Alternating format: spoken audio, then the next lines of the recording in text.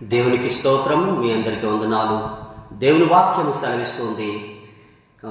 కీర్తన 63వ కీర్తనలో, దేవా నా దేవుడవు నీవే, నేను వేకువని నిన్ను వెదికెదను, నీ బలమును నీ ప్రభావమును చూడవలనని పరిశుద్ధాలయమందు నేనెంతో ఆశపడుచు నీ తట్టు కనిపెట్టుకొని ఉన్నాను. కారణం ఏంటంటే, ప్రియమైన దేవుని బిడ్డలారా, మనకు దేవుడు యేసుక్రీస్తు ప్రభు. దేవా నా దేవుడవు నీవే అనగా, ఈ లోకంలో అనేక మంది మనకు ఉండొచ్చు, కానీ దేవుని సంఘాల్లో ఆయన వాక్యం సెలవుస్తుంది. ఇదిగో నేనే దేవుడను, నేను తప్ప వేరొక దేవుడు లేడని ఆయన ద్వితీయోపదేశ ఖండంలో సెలవిస్తూ ఉన్నాడు. కారణం ఏంటంటే, ఈ లోకంలో ప్రభు అయిన యేసుక్రీస్తు పితరులను బట్టి ఆయన క్రీస్తు శరీరాన్ని బట్టి లోకంలో జన్మించాడు, కానీ సర్వాధికారి అయిన దేవుడై ఉండి నిరంతరము స్తోత్రార్హుడై ఉన్నారు. గనుక ప్రియ దేవుని బిడ్డలారా, ఈ లోకంలో నిరంతరము స్తోత్రార్హుడు ఎవరంటే యేసు ప్రభు అక్కడే. ఆయనే మనకు సర్వాధికారి అయిన దేవుడై ఉన్నారు. మహాగణుడు మన రక్షకుడైన యేసు క్రీస్తు ప్రభు మన దేవుడు, మన రక్షకుడై ఉన్నారు. నేను వేకువని ఆయన వెదికేదను. వేకువ అనగా తెల్లవారుజామునే దేవుని నేను వెదికేదను. ఈరోజు చాలామంది తెల్లవారుజామున మరి వెతకలేదు. దేవుని వెతకడం అంటే ప్రార్థన చేయడం. ప్రియమైన దేవుని బిడ్డ, ఎప్పుడైతే దేవుని తెల్లవారుజామున లేచి ప్రార్థించావో ఆ ప్రార్థన ప్రశాంతంగా, చక్కగా, పీస్ఫుల్గా ఉంటుందని దేవుని సంఘాలు చదివిస్తుంది. దావీదు అంటున్నాడు, నేను నా దేవుడవు నీవే, నేను వేకువని వెతుకుదును, నీ బలమును నీ ప్రభావమును నేను వెతికేదనని ఆయన సెలవిస్తున్నాడు. ప్రియ దేవుని బిడ్డ, ఎందుకంటే దేవుడు మనకు బలాన్ని ఇవ్వాలన్నా, ఆరోగ్యాన్ని ఇవ్వాలన్నా, నెమ్మదిని ఇవ్వాలన్నా, శాంతిని ఇవ్వాలన్నా, మనకి సమస్యలన్నీ తీర్చాలన్నా తెల్లవారుజామున లేచి, వేకువనే లేచి దేవుని స్తుతిస్తూ దేవుని ప్రార్థన చేయాలి. ప్రియా దేవుని బిడ్డ, ఈరోజు మన జీవితంలో అలా అలవాటు ఉందో లేదో, యేసు ప్రభుకు అలవాటు ఉంది. ఏంటంటే, ఆయన చీకటి ఉండగానే పెందలగానే లేచి ఆయన ఒలీవ కొండకెళ్ళి మరి మొకాళ్ళుని ప్రార్థన చేసినట్లుగా వాక్యం సెలవిస్తుంది. ఎందుకంటే ఆయన మనకు మాదిరి నుంచి వెళ్ళారు. ప్రియమైన దేవుని బిడ్డ, మనం వేకువనే అనగా తెల్లవారుజామున లేచి దేవుని స్తుతించి ప్రార్థించే వారిగా మనం ఉన్నప్పుడు దేవాది దేవుడి కార్యాలు చేస్తాయి. తెల్లవారుజాము పక్షులు చూడండి, అవి విత్తవు, పంట సమకూర్చుకోలేవు, ఏమి తెల్లవారుజామున వచ్చి వాటి భాషలో కావు అనుకుంటూ మరి దేవుని స్తుతిస్తూ, దేవుడా ఈరోజు మా ఆహారం మాకు దయచేయని ఎంత తెల్లవారుజామునే లేచి అయ్యి స్తుతిస్తూ దేవుని మహిమపరుస్తుంటాయి. మనకు నిద్ర భంగమని ఇయ్యేటి కాకిలేటి ఇలా యొక్క పక్షులేటి ఎలా గడుస్తున్నాయి అనుకుంటాం. అవి దేవుని స్తుతిస్తున్నాయి, దేవుని మహిమపరుస్తున్నాయి. నీవు వాటిని బట్టి తెలుసుకో. దేవుని సంఘాల్లో ప్రియమైన అంతరిక్షం ఆయన గురించి తెలియజేయుచున్నది, మరి ఆకాశం ఆయన మహిమను తెలియజేయుచున్నది. కనుక ఈరోజు దేవుని గురించి నువ్వు తెలియచేయాలి ప్రభు సంఘాల్లో. ప్రియమైన వాళ్ళరా, ఎందుకంటే నీ మొదటి జామున లేచి నీ పసిపిల్లల ప్రాణం కొరకు 2 చేతులు పైకెత్తి దేవుని ప్రార్థన చేయాలి. కన్నీళ్లు విడిచినట్లు, నీ హృదయమును కుమ్మరించినట్లుగా కన్నీళ్లు విడిచి ప్రార్థన చేయి. నీ పిల్లలు బాగుంటారు. యేసయ్య చెప్పాడు కదా, అమ్మలారా నా కోసం ఏడవకండి, మీకోసము మీ పిల్లల కోసం ఏడ్చి ప్రార్థించండి. ఎందుకంటే పిల్లలు ఎంతోమంది చూడండి ఎవరొస్తూ నశించిపోతున్నారు. ఈరోజు నువ్వు మొదటి జామున లేచి దేవుని వెతికి ఏం చేయాలంటే, నీ పసిపిల్లలు అనగా నీ బిడ్డల కొరకు, నీ కొరకు, అనేక మంది కొరకు ప్రార్థన చేసే అలవాటు నీకుండాలి. ప్రార్థన చేసే అలవాటు నీకుండాలి. ప్రియమైన వాళ్ళరా, ఎందుకంటే ప్రార్థనే నీ జీవితానికి క్షేమాన్ని కలుగు చేస్తాడు. ప్రార్థనే నీ జీవితాన్ని నెమ్మదిని కలుగు చేస్తాడు. ప్రార్థనే నీ సమస్యలు, నీ దుష్ట బంధకాలు ఇచ్చి, శాతాన ప్రభావాలను ఇచ్చి అవి విడిపించి రక్షిస్తాయి. ప్రియా దేవుని బిడ్డలారా, అవి నీవెప్పుడు కూడా మర్చిపోవద్దు. మొదటి జామున లేచి ప్రార్థన చేయి. దేవుని వాక్యంలో ఇర్మీయా గ్రంథంలో ఒక మాట అంటున్నాడు. ఏమంటున్నాడంటే, మరి 9వ అధ్యాయం 20వ వచనంలో, స్త్రీలారా యెహోవా మాట ఆలకించుడి, ఆయన నోటి మాటకు చెవియొగ్గుడి, మీ కుమార్తెలకు రోదనము చేయ నేర్పుడి, అంగలార్ప విద్య నేర్పుడి, వీధులలో పసిపిల్లలు లేకుండాను, రాజమార్గంలో యవనస్తులు లేకుండాను వారిని నాశనము చేయుటకై మరణము కిటికీలు ఎక్కుతుంగు చూచుచున్నది. ఇది నగరంలో ప్రవేశించింది. ఈరోజు ఎంతమంది యవనస్తులు చనిపోతున్నారు. ప్రియమైన వాళ్ళరా, ఎంతమంది యవనస్తులు పాడైపోతున్నారు. ప్రేమని, లోకమని, లోకరీతి అని ఈరోజు చాలామంది పాడైపోతున్నారు. కారణం ఏంటంటే లోకం అలాంటిది, లోక జీవితం అలాంటిది ప్రియమైన దేవుని బిడ్డలారా. కనుక దేవుని యందు విశ్వాసంతో, నమ్మకంతో నువ్వు ఎప్పుడైతే బిడ్డల కొరకు ప్రార్థన చేసావో ఆ బిడ్డలకు చుట్టూ కంచె ఏంటంటే ప్రార్థన కంచె.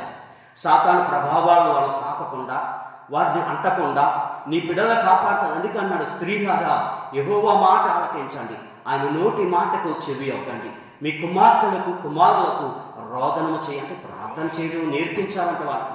ఈరోజు వీధుల్లో పసిపిల్లలు లేకుండాను, రాజమార్గంలో యవనస్తులు లేకుండాను మరణం కిటికీలకి తొంగి చూస్తున్నాను. నేను చూస్తుండగానే ఒక సంఘటన జరిగింది ప్రియ దేవుని బిడ్డ. శృంగారంలో బస్టాండ్కి వచ్చి నుంచున్నాం. ప్రార్థన రాత్రి అంతా ఓవర్నైట్ ప్రేయర్ అయిపోయిన తర్వాత ఆ ఉదయమే బస్టాండ్కి వచ్చినప్పుడు మరి ఆ 8 గంటల సమయంలో ప్రియమైన వాళ్ళరా ఆ తల్లిదండ్రులకు ఒకే పాప. ఆ పాప గారాబం ఎక్కువ పెట్టేశారు. ఎక్కువ గారాబం పెట్టడం వల్ల ఆ పాపకి ఎన్నో సంవత్సరాలు కాదు, 8వ సంవత్సరం ప్రియమైన దేవుని బిడ్డలారా మరి 3rd క్లాస్ చదువుతుంది. ఆ సమయంలో రోడ్ నుంచి అటు ఇటు పరిగెడుతుంది. వాళ్ళు దెబ్బలాడలేదు. మా పాప ఆడుకుంటుంది అనుకున్నారు కానీ వారు దెబ్బలాడలేదు ప్రియా దేవుని బిడ్డలారా. అప్పుడు మరి చాలా స్పీడ్గా వచ్చేసి లారీ ఏం చేసిందంటే ఆ పాపను గుద్దేసింది. అక్కడికక్కడికే ఆ పాప మరణించింది, చనిపోయింది ప్రియా దేవుని బిడ్డ. ఎంత భయంకరము! ఆ గారాబం మరణం వరకు తీసుకెళ్ళింది. అప్పుడే దెబ్బలాడి చేయి పట్టుకొని ఉంటే ప్రియమైన వాళ్ళరా ఆ బిడ్డ మరణించకుండా చక్కగా ఉండేది కదా. ఈరోజు పిల్లల్ని అదుపు చేయలేని పరిస్థితి ఏర్పడింది. యవనస్తులను అదుపు చేయలేని పరిస్థితి. అది చేయాలంటే దేవుని సన్నిధి కావాలి, దేవుని శక్తి కావాలి, దేవుని బలం కావాలి. ఆ బలము కావాలంటే ప్రియా దేవుని బిడ్డలారా మరి ఆ యొక్క ఎఫెసీ పత్రిక 6వ అధ్యాయంలో అంటున్నాడు 10వ వచనంలో, తుదకు ప్రభు యొక్క మహాశక్తిని బట్టి ప్రభునందు మరి బలవంతులైండుడి అంటున్నాడు. ఈ యొక్క దేవుని సంఘంలో బలం ఎలా వస్తుందంటే ప్రభు సంఘాలు ప్రార్థన చేయడం వల్ల నీకు ఆ బలం వస్తుంది. ఆయన వెతకడం వల్ల నీకు బలం వస్తుంది ప్రియా దేవుని బిడ్డ. ఈ లోకంలో మరి ఆ యొక్క ఆహారం ద్వారా మరి ఆ యొక్క తినడం ద్వారా శరీరానికి బలం వస్తుందేమో కానీ ఆత్మీయ బలము ప్రార్థన శక్తి ద్వారా, ఉపవాసం ఉండడం ద్వారా దేవుడు నీకు అనుగ్రహిస్తాడు. ఆయన దేవుని నిన్ను దీవిస్తాడు ప్రియా దేవుని బిడ్డలారా. కనుక దేవుని యందు విశ్వాసంతో, నమ్మకంతో ప్రార్థన చేయ పిల్లల కొరకు, నీ కుటుంబం కొరకు, కుటుంబ సమస్యల కొరకు లేచి వెయ్యి మొదటి జాముని ప్రార్థన చేయి. ఆయన వెతుకు. ఎందుకంటే ఆయన వెతకడం వల్ల నీ హృదయంలోకి వచ్చి నీ సమస్యలు, నీ బాధలు, నీ బలహీనతలు ఇచ్చి యేసయ్య విడిపించగలడైనా, రక్షించగలడు, సమర్థుడు ప్రియమైన దేవుని బిడ్డలారా. ఈరోజు మత్తుగా నిద్రపోతున్నాయేమో, దేవుని సంతాల్లో ప్రార్థన చేయి. ప్రార్థనే మనకు ఆయుధం ప్రియమైన దేవుని బిడ్డలారా. యోబు ప్రార్థించాడు. యోబు ఎలాగని ప్రార్థించాడంటే యోబు తన స్నేహితుల నిమిత్తం ప్రార్థన చేయగా యోబు యొక్క క్షేమస్థితి జ్ఞాపకం చేసుకున్నాడు. కారణం ఏంటంటే ప్రియా దేవుని బిడ్డలారా ఈరోజు యోబు కష్టాలు పడినా సరే యోబుకి దేవుడు క్షేమస్థితి ఇచ్చాడు. మనుషులకు కష్టం లేకుండా, శ్రమ లేకుండా, బాధలు లేకుండా, వ్యాధులు లేకుండా, బాధలు లేకుండా ఎవ్వరూ లేరు. అందరికీ బాధలు ఉన్నాయి కానీ కష్టాల నుంచి తప్పించి రక్షించే దేవుడు మన యేసయ్య. దేవునికి స్తోత్రం, హల్లెలూయా. మన యేసయ్య కనుక ఆయనకి మొరపెట్టి ప్రార్థన చేయి. మనుషులకు చెప్పుకోవద్దు. మనుషులు చెప్పుకుంటే దెప్పుతారు. వీళ్ళకి కష్టాలు లేక 10 మందికి చెప్తారు, వెళ్ళి 10 మందితో మాట్లాడతారు, వెళ్ళి ప్రియమైన వాళ్ళ మన కష్టము, మన శ్రమ, మన బాధలు యేసయ్యతో చెప్పుకో. యేసయ్య అంటున్నాడు 91వ కీర్తనలో ప్రియమైన దేవునికి 15వ వచనంలో, అతడు నాకు మొర్ర పెట్టగా అతడికి నేను ఉత్తరం ఇచ్చి ఉన్నాను, శ్రమలో తోడై ఉన్నాను, అతను విడిపించి గొప్ప చేస్తాను, దీర్ఘాయు చేత నింపుతాను, నా రక్షణ వారికి చూపించదను. దేవుడికి మొరపెట్టి ప్రార్థన చేశాడు. ఆయన వెతుకు, ఆయన ప్రార్థన చేశాడు. ప్రభా నా సమస్యలు ఎలా ఉన్నాయి, నా కష్టాలు ఎలా ఉన్నాయి, నాకు తోడైంది వా ప్రభా అని ప్రార్థన చేయి. ప్రభు అంటాడు శ్రమల్లో నేను మీకు తోడై ఉంటాను. ఎందుకంటే మన కొరకు ఎన్నో శ్రమలు పడ్డాడు యేసయ్య, ఎన్నో కష్టాలు పడ్డాడు, ఎన్నో ఆ బాధలు పడ్డాడు. ఆయన కడా దెబ్బలు తిన్నాడు, మరి పిడిగుద్దులు తిన్నాడు, ముఖం మీద ఉమ్మలేసుకున్నాడు, అవమానాలు పడ్డాడు, నిందలు పడ్డాడు, మన కొరకు ప్రాణమే చేశాడు.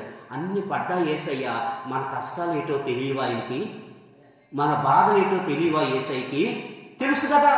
ఎందుకంటే ఆయన మానవుడిగా జన్మించాడు. దేవుడు ఈరోజు మామూలుగా మనుషులు ఏమంటారు, దేవుడా నువ్వు ఎక్కడ ఉన్నావు, మా కష్టాలు ఏంటి తెలుసానంటావు. ఎందుకు ఈ లోకానికి యేసయ్య వచ్చాడు? మన కష్టాలు ఏంటి తెలుసుకోవడానికే వచ్చాడు యేసయ్య. మన కష్టాలన్నీ కలువరి శిలువలో ఆయన భరించాడు. అతడు పొందిన దెబ్బల చేత మనకు స్వస్థత కలుగుతుంది. నిశ్చయముగా నీ రోగంలో భరించాలని మాట్లాడుతున్నాడు ప్రియా దేవుని బిడ్డలారా. గనుక దేవుని సంఘాల్లో నువ్వు ప్రార్థన చేయి. నీ కష్టం, నీ శ్రమల నుంచి విడిపించి నేను గొప్ప చేసే దేవుడైనా దీర్ఘాయుచేత నింపే దేవుడు, ఆయన రక్షణ చూపించే దేవుడు. దేవుని యందు విశ్వాసంతో నమ్మకంతో ప్రార్థన చేయి, ప్రభువే నీ పక్షాన నుండి కార్యాలు చేస్తాడు. ఈ లోకంలో మనుషులు నమ్ముట కంటే, రాజులు నమ్ముట కంటే యెహోవాను ఆశ్రయించడం మేలు. మనుషులు నమ్ముకుంటేనేమో అది నీ జీవితాన్ని బలహీనపరిచేస్తారు, ఒకనాడు అవమానపరుస్తారు, నిందిస్తారు. కానీ యేసయ్యని నమ్ముకొని నువ్వు రక్షణలో నడిస్తే యేసయ్య నీ కాపుదలతో ఉండి నీ జీవితాన్ని, నీ కుటుంబాన్ని, నీ పిల్లలను ఆశీర్వదించే దేవుడైన, పిల్లలేమి పెద్దలేమి తన యందు భయభక్తులు గల వారిని ఆశీర్వదించును. యెహోవా మిమ్మును మీ పిల్లల్ని కూడా అభివృద్ధి పరచునని మాట్లాడుతున్నాడు. ఆయనే అభివృద్ధి పరిచి ఆశీర్వదించే దేవుడు కనుక దేవుని యందు విశ్వాసంతో ప్రభువులో నమ్మకంగా జీవించు. దేవుడిని పక్షాన్ని కార్యం చేసే దేవుడైన దేవుడి వాక్యం